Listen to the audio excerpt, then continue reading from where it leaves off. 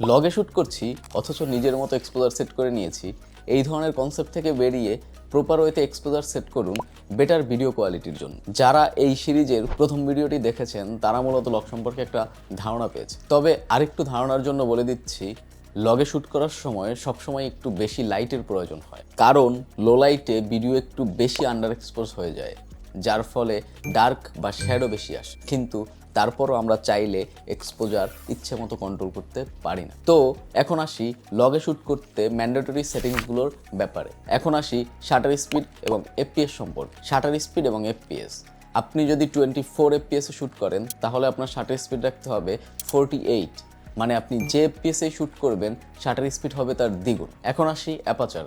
Aperture মূলত background বুকে বা ব্লার করে। এর মূল কাজ লেন্সের মুখ বন্ধ বা খুলে আলো কম বা বেশি প্রবেশ করানো। এটাকে আমাদের প্রয়োজন মতো কমিয়ে বা বাড়িয়ে ব্যবহার করতে পারি। ধরুন আমার পিছনে একটু ব্যাকগ্রাউন্ড বেশি বুকে করার প্রয়োজন, তো সেই ক্ষেত্রে এফের মান কমিয়ে, আবার যখন মনে হবে আমার পিছনে আর একটু ব্লার কম করা প্রয়োজন তখন এফের মান একটু বাড়িয়ে সেটাকে আমরা ব্যবহার করতে পারি। নেক্সট আসি আইএসও সম্পর্কে, যেটা সবচেয়ে মোস্ট ইম্পর্টেন্ট। তো লগের ক্ষেত্রে আইএসওকে বলা হয় বেইজ আইএসও, যেটা একটা নির্ধারিত, যেটা কমানো বা বাড়ানো সম্ভব নয়, যার মান 800। তো সর্বশেষ আসি এক্সপোজার কন্ট্রোলের ক্ষেত্রে।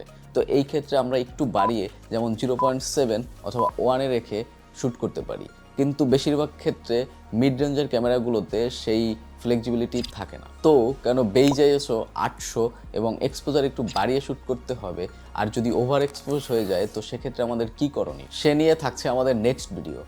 তো এমনই সব ইন্টারেস্টিং ব্যাপারে জানতে চ্যানেলটি সাবস্ক্রাইব করে চোখ রাখুন, এবং আপনার যে বন্ধু এই বিষয়ে জানতে আগ্রহী তাকে অবশ্যই ভিডিওটি শেয়ার করে দিবেন। ধন্যবাদ।